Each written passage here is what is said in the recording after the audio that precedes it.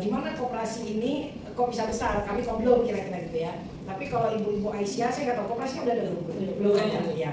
Nah ini legalnya koperasinya bagus bu kalau misalnya bisa didirikan koperasi. Tapi ini sebagai satu perbandingan, pada prinsipnya apapun yang kita manage, usaha apapun yang kita lakukan, pada prinsipnya sama. Bicaranya nanti akan ada manajemen dan lain sebagainya gitu ya. Nah kalau kami BNP Bring Harjo itu koperasi simpan pinjam pembiayaan syariah gitu ya. Nah jadi badan hukumnya koperasinya Perizinan Nasional gitu. Jadi kalau BNP itu Baitul Mal wa Tamwil. Kalau Muhammadiyah dia punya namanya Baitul Tamwil Muhammadiyah balik MT gitu ya. Nah jadi karena malnya sudah diambil Rajismu gitu. Nah kalau di kita di BNP ini dua itu bersama-sama, Baitul Mal, Baitul Tamwil. Kalau Baitul Mal itu sumber dananya dari zakat, infak, sedekah, wakaf, hibah gitu, ditasarufkan, diberikan kepada mereka asnaf, duafa, ibu sabi dan seterusnya gitu. Sedangkan Tamwil itu adalah simpanan yang diberikan dalam bentuk pembiayaan dengan sistem syariah yaitu bagi hasil gitu ya. Nah, pendirinya ini bertiga, tadi Mas Agung udah spill sedikit. Pendiri BNT ini semua ibu-ibu dan semua dari Sumatera nih. Jadi saya Sumatera Utara, baru juga banyak tuh ideal tuh sekelas ya. Kemudian ada Bu Yeni dari Sumatera Barat, Bu Nina dari Sumatera Selatan. Nah, karena kita sekolah di Jogja, ini anak kader Muhammadiyah semua, saya dan Bu Yeni ini sama-sama mualimat, adik kelasnya Mbak Mul, ya. Kalau Bu Nina Muhammadiyah juga, tapi di Palembang, gitu. Tapi ketika kami kuliah di Jogja, sama-sama anak Universitas Muhammadiyah Jogja, gitu. Jadi kita bersekolah di Jogja, kami jadi aktivis di kampus dan di luar kampus, gitu. Nah, kemudian kami ini kebetulan diberi kesempatan untuk ikut diklat 5 hari di wilayah Bogor oleh Dompet Duafa Republika. Singkat cerita kami magang, kami ngajukan proposal, dapat modal 1 juta ya Bu ya. Nah dapat modal 1 juta. Nah dengan uang 1 juta yang ada, mulailah kami mendirikan koperasi di Serambi Masjid Pasar Bring Harjo. Nanti ada jalan-jalan ke pasar? Ya, harus, tawaf Bu, tawaf. Uji Putakin Pasar Bring Harjo. Nah itu mungkin Anda lihat juga pelan-pelan nama BNT Bring Harjo gitu. Nah karena keterbatasan modal yang ada Bu, maka uang ini kami berikan 2 Bu. Jadi 50% mulai cetak mencetak, 50% untuk memberikan pinjaman dalam bentuk Qardul Hasan ya. Karena keterbatasan yang ada, ya tentu ya nggak mungkin kami beli mesin tik, apalagi sewa kantor. Nah jadi kantor itu di Serambi itu ada ruangan belum digunakan yang menurut Bapak Almarhum Azhar Basir yang waktu itu Ketua Pimpinan Pusat Muhammadiyah ingin ada di masjid itu transaksi keuangan syariah. Nah tapi karena nggak ada pengelolanya, istilahnya kita itu pucuk dicinta ulang tiba. Jadi nggak ada orangnya tapi ada ruangannya. Nah ini ada orangnya tapi nggak punya duit gitu ya. Nah jadi kami dipersilakan oleh Pak Jamjuri Umar. Pak Jamjuri Umar tuh ya Direktur Mu'alimin, pernah juga Direktur Mu'alimat ya Mbak ya? Guru ya, guru di Mu'alimat gitu. Dan anak-anak beliau, teman-teman kami, adik-adik kelas kami gitu. Dan jadi sudah tidak asing sehingga kami dipersilahkan untuk menempati tempat itu dengan segala macam keterbatasan, nggak punya kursi Bu, nggak punya meja, nggak punya mesin tik, nggak segala macam lah nggak punya, karena kan baru tamat kuliah tahun 93 di UMY ya kan, uang aja masih dikirim oleh orang tua gitu ya. Jadi kita penuh dengan keterbatasan. Nah dengan keterbatasan ini, karena kami tidak dari Fakultas Ekonomi Mbak, saya dari Fakultas Dakwah, Bu ini dari Fakultas Dakwah, Bu Nina dari Fakultas Hukum. Nah, karena dari Fakultas Dakwah dan biasa sosial kemasyarakatan kayak kita di Aisyah, datangin orang miskin, bantu, bikin periksa kesehatan gratis, bikin pokoknya kegiatan-kegiatan sosial lah Bu ya, di Gunung Kidul terutama gitu, di Gunung Kidul, kasih air, kasih obat, kasih pakaian pantas, bawa beras, bawa kambing dan lain sebagainya lah dalam setiap kali kegiatan. Nah jadi bagi kami itu sudah terbiasa dengan hal-hal yang sifatnya membantu orang lain gitu. Nah kemudian ketika kita berpikir bahwa iya kita penuh dengan keterbatasan, tetapi Allah itu ternyata nggak terbatas gitu. Jadi kita semangat untuk mendirikan ekonomi syariah.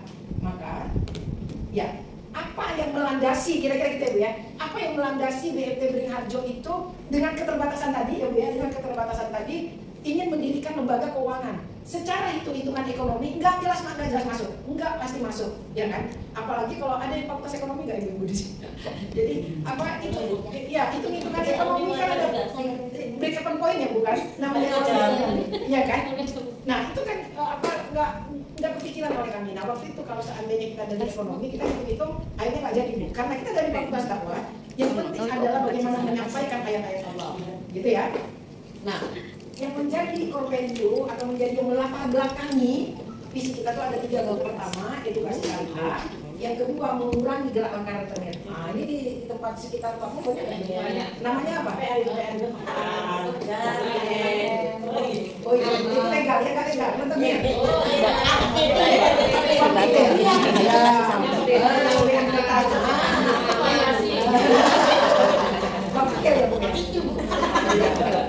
Nah, jadi cash itu bagi kita sebagian besar itu memberatkan karena 10-30% per bulan atau per hari sesuai dengan kesepakatan mereka, tapi parah Bu gitu loh, karena sistemnya bunga kan, jadi pinjam 1 juta kembalinya 1.200.000 misalnya gitu ya, 15 seperti itu. Nah, jadi dua menekan gerak langkah tertendir. Yang ketiga tadi pemberdayaan. Nah, pemberdayaan kan pasti ibu-ibu sudah biasa melakukan itu gitu. Nah, kemudian badan hukumnya BNT kita, dan kalau dulu tahun 97 itu skupnya provinsi daerah istimewa Yogyakarta, kemudian tahun 2006 kita berubah menjadi skalanya nasional, sehingga di Jawa Timur kami ada 9 Bu. Nah, jadi ada 9 di Jawa Timur. Nah, budaya kerja kita itu bina edukasi, reputasi, inovasi, jejaring, cepat, amanah, resik, dan empati. Ini menjadi budaya kerja kita dalam melaksanakan BNT. Nah, kemudian Nah, apa sih fungsi dari lembaga ini? Tidak hanya bicara transaksi keuangan, Bu, tetapi kita lebih kepada bertujuan untuk membangun, mendorong, mendidik anggota, memberikan pendampingan, memberikan wawasan, meningkatkan kesejahteraan. Inilah yang menjadi tujuan keberadaan lembaga ini gitu.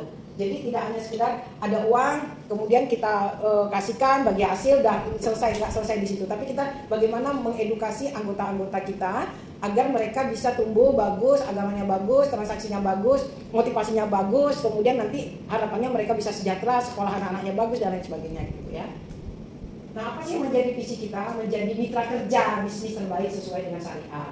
Ini strukturnya Bu di kita. Kemudian yang kami lakukan selain simpan pinjam ini ya, kemudian ini sifatnya sosial semua nih Bu.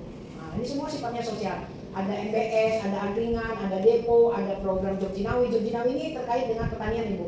Kemudian ada Brintirta. Brintirta ini memberikan sumur bor di beberapa titik yang kekeringan. Terakhir kami berikan kemarin Jinawi. Kemudian ada kerjasama dengan Bapak Buruh Gendong yang mengaji gitu ya. Kemudian ada ibu-ibu buruh gendong yang ngaji ikro. Nah, ini Bu wisuda nih Bu. Ini bapak-bapak becak, setelah ikronya selesai ini mereka wisuda. Begitu juga ibu-ibu buruh gendong, nanti akan ketemu Pulau Kebringharjo. Nah, ini mereka juga ikro setiap Jumat, baik di pasar maupun di masjid. Nah, pada saat mereka tamat, mereka juga ikro. Jadi salah satu ibu bilang, "Nek, anakku selesai ikro itu ya mau wisuda nih, kurang be. Kami yang melu pengen wisuda." Ya udah, kemudian kita wisuda. Jadi kalau ngeliat kayak ini kan nggak kelihatan bapak becak, nggak kelihatan buruh gendong, kan? Karena diseragami pakai selempang barang. Nah, kemudian juga ada Bring Sehat, ada Peduli Anak Yatim. Ini semua digarap oleh Baitul Malnya, yang sumbernya dari dana zakat, infak, sedekah, wakaf, CSR, hibah dan lain-lain. Sedangkan untuk tamwilnya itu di sini Bu, disimpan, pinjam dan pembiayaan. Ini apa Mas Agung? Nah, produk pembiayaan saya rasa di nextkan aja. Ini alur kalau orang mau jadi anggota, kayaknya juga nggak perlu juga nih di sini. Nah, semua prosesnya menjadi anggota karena kita koperasi, maka semua orang yang bertransaksi di BNT itu harus menjadi anggota. Nah, ini sebaran ya Bu ya. Ini sebaran BNT Bringharjo di berbagai tempat, terutama paling banyak Jawa Timur. Paling jauh kita di Bintaro, Jakarta, kemudian di Bandung, Tasik, Garut. Di Jogja itu ada 6, di Semarang ada 1, di Jawa Timur ada 9 nih. Nah, belum ada di Surabaya, belum ada. Ini dari Ponorogo sampai ke Pare, Kediri. Yang kerjanya kami. Dari Surabaya ya, kerjanya Kediri. Ya. Nah, di Kediri Pare yang paling jauh gitu. Jadi kita belum sampai ke Surabaya. Iya. Jajaran orangnya segi-segi itu. Amin. Jadi orang berapa orang pendirinya Bu? 3. Nah, sekarang BNT Bringharjo sudah memasuki tahun ke-31. Udah masuk ke 31 tahun. Kantornya di mana tadi Bu? Kantornya tadi di mana? Kantor pusat di Jogja. Serambi Masjid. Ya kan? Bringharjo. Kantornya ada 20 kantor layanan dan 10 kantor milik sendiri. Termasuk di Malioboro. Keren. Keren. Jadi tadi dari Serambi Masjid, sekarang sudah punya 20 kantor, yang 10 sudah milik sendiri Bu. Dan salah satu yang paling mahal di Jogja itu di Malioboro, kantor milik sendiri di depan Ina Garuda. Mantap. Kalau lewat di sana. Kalau di Agam itu lewat sana, Bu. Nah, kemudian ada di 5 provinsi tadi sebenarnya sudah saya sampaikan. Kemudian ada di 78 pasar tradisional. Nah, karena BMT itu dari Beringharjo, pasar tradisional, ketika kita membuka cabang, Bu, itu juga ke pasar tradisional, CDC, bau, kotor, tapi bukan banyak duitnya, ya kan? Gak apa-apa kan? Yang penting duitnya banyak, gitu. Nah, kemudian anggotanya sekarang sudah 40.000 lebih. Tadi di 5 provinsi itu, Bu. Di 5 provinsi dengan 20 kantor cabang itu sudah 40. Kemudian asetnya berapa tadi modalnya, Bu? 1 juta. Sekarang asetnya 252 miliar. Gimana tadi? Kayaknya jauh deh. Ya gitu. Nah itu kelolaannya. Termasuk kantor ini kita udah milik sendiri ya. Yang paling belakang itu Baitul Rumah di lantai 3. Nanti bisa kunjungan visit ke ruang-ruang. Nah kemudian pembiayaan yang disalurkan itu 182 miliar. Karyawannya yang tadi berapa, Bu? 3 orang. Sekarang 217 orang. Nah, jadi kalau kita berkumpul itu nggak bisa hotelnya 1, hotelnya minimal 3 karena sudah banyak. Jadi kemarin, Bu, kami baru ada namanya PB Catering. Seluruh karyawan beserta anggota keluarganya ikut rekreasi ke Jogja. Terpaksa 3 hotel, Bu, baru muat gitu. Nah, jadi manfaatnya sehingga komite manfaatnya itu ada 52.000 orang. Kenapa beda, Bu, dengan anggota? Iya, karena satu anggota, Bu, jika dia punya usaha, misalnya ada Iromi itu, dia Iromi pinjam di BNT dari kecil sampai besar. Sekarang dia punya karyawan lebih dari 200, Bu. Asetnya miliaran, pinjamannya miliaran, simpanannya yang miliaran gitu. Nah, jadi kenapa itu berkali lipat? Karena satu orang bisa punya karyawan sekian banyak gitu ya, Bu ya. Sama dengan kayak kita tadi 3 orang, sekarang sudah 217 dia punya anak, punya istri ya kan? Mungkin juga mertuanya ikut di sana dan seterusnya gitu. Itulah yang kita anggap namanya komite manfaat. Nah, siklus pemberdayaan di BNT seperti ini, Bu. Mas aku mungkin bisa pakai ini saya ya. Saya tunjukin pakai. Nah, jadi ini siklus pemberdayaan di BNT. Nah, ini kami beri, ini kalau gede ya, Bu ya. Nah, gede, ini dia usaha. Tapi masih gede, masih kena rentenir, sholatnya belum benar, keluarganya nggak harmonis, nggak tahu agama. Kemudian ini didatangi oleh BNT, ngobrol-ngobrol, akhirnya jadi anggota. Ketika jadi anggota dididik, saya bilang tadi dididik, didorong, dikasih kemampuan, dan lain sebagainya ya. Nah ini kelompok, biasalah ibu-ibu kita kan berkelompok, bertemu setiap mingguan, pengajian dan lain sebagainya. Nah ini kami lakukan nih.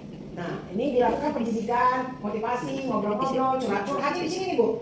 Nah setelah mereka ini diberi pengetahuan, dirubah mindsetnya, dari yang tadi kotor menjadi bersih, dari yang nggak sholat menjadi sholat, dari yang nggak rajin menjadi rajin, dari nggak disiplin menjadi disiplin. Ini pelajaran di sini. Nah, jika dia masuk ilmunya yang kita berikan, maka nanti dia akan lebih bagus omsetnya. Maka kami juga akan memberikan modal yang lebih. Maka dia akan naik kelas nih, Bu. Nih, ini gede ya. Nah, kalau ini udah permanen, Bu, ini udah bata, ini separuh. Nah, usahanya sudah seperti ini. Ini selama dia kita bantu itu selama 2 tahun. Namanya pendampingan selama 2 tahun. Setelah 2 tahun, kemudian mereka punya usaha seperti ini. Setelah seperti ini mereka sudah bisa sistem bagi hasil. Nah, ketika mereka bicaranya pentas Google, mereka naik kelas menjadi kelas Tamwil. Nanti didampingi namanya Malioboro Business School. Karena di sini dididik agamanya juga bagus, usahanya bagus, dapat pendapatan bagus, maka kita ajari untuk bayar zakat atau infak atau sedekah. Nah, kemana sedekah mereka? Kembali lagi ke BNT. Untuk siapa? Untuk saudara-saudaranya yang masih membutuhkan. Nyambung, Bu? Nyambung. Luar biasa. Jadi itu siklusnya, Bu. Itu siklusnya dalam pemberdayaan BNT dengan spiritual, Bu. Nih, spiritual, karakter, marketing, branding, pembukuan, digital, apa nih, Mas? Sharing bisnis, sertifikat halal. Nah, ini semua yang kita kita kasih nih pendidikannya. Nah, jadi memang agak berbeda, Bu. Kalau tadi di mal, ini kan bentuknya di rumah nih, Bu. Di rumah, di musola, di gerdu gitu-gitu ya. Tapi kalau mereka sudah mulai naik kelas, mereka harus dibikin, disetting menjadi pengusaha. Nah, kalau pengusaha, modelnya sudah tempat pelatihannya seperti ini, Bu, kayak kafe. Ini punya BNT di Malioboro nih, Bu. Bayangkan di lantai 2 gitu. Nah, jadi yang tamu-tamu dari Jakarta segala macam. Nah, termasuk di lantai 2 itu kita podcast nih. Jadi menjual jualannya itu pakai media sosial. Nah, ibu-ibu saya rasa pasti lah ya, namanya sosial media, Facebook, IG udah biasa lah ya, Bu ya. Scroll HP lah ya. Nah, ini itu tadi yang saya bilang, saya ceritakan tadi yang dari Gede ke sini, ini namanya Bu Aprianti di Bantul nih, Bu. Anggota Mentas Google. Ya, jadi dia korban rentenir. Kena rentenir itu tidak hanya 1, 2, tapi 7. Sampai Bu Apri ini naruh golok di sini. Kamu didatangi terus sama rentenir, udah dapat ancaman segala macam. Bahkan dia meninggalkan kiosnya atau meninggalkan warungnya, meninggalkan rumahnya karena agak stres didatangi oleh rentenir tadi, gitu ya. Nah tapi lama-kelamaan didampingi BNT, dikasih modal BNT, nggak pakai jilbab jadi pakai jilbab, nggak sayang suami jadi sayang suami, bahkan suaminya bisa beli mobil bak terbuka. Jadi yang kemarin suaminya nggak ada usaha, jadi ada usaha. Usahanya itu angkutan itu loh Bu, angkutan kalau orang mau pindah gitu. Nah ya, jadi ada aktivitas yang bisa membantu suaminya, kira-kira gitu ya, bantu suaminya.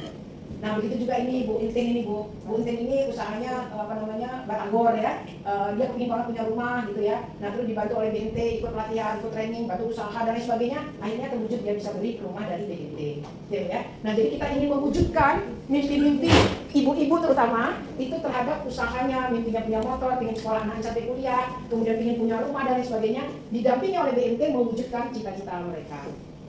Kalau ini Bu Wina dulu TKI di Hong Kong dan sekarang sudah menjadi pengusaha di mana? Di Indramayu. Ini Bu Nurjana di Ngawi juga dulu TKI hampir 10 tahun di Hong Kong. Sekarang dia punya BNT Paron di Ngawi. Kemudian ini Ani juga TKI Hong Kong. Kemudian kita dampingi, kita brainwash, ikutkan pelatihan, kasih modal, bantu mendirikan tempat usaha. Sekarang Ani punya produksi jamur crispy di Seragen, ya, di Seragen. Nah kemudian ini Bu Mimin di Dolopok karena dia pandai jahit dan di Hong Kong dia adalah pelatih jahit di Hong Kong, Mbak. Jadi dia mendapatkan pendapatan ketika dia melatih jahit baju di Hong Kong. Kemudian pulang ke Dolopok, Madiun, dia buka toko di pasar Dolopok, gitu ya. Ini Bu Mimin. Dan ini juga masih jahit, hasil jahitannya dia jual. Ini baru karyawan saja, gitu. Jadi artinya kalau tadi yang penting bagi kita bagaimana hidup kita ini manfaat bagi orang lain, gitu. Nah kunci-kunci dalam mengelola lembaga keuangan itu satu cuma jujur.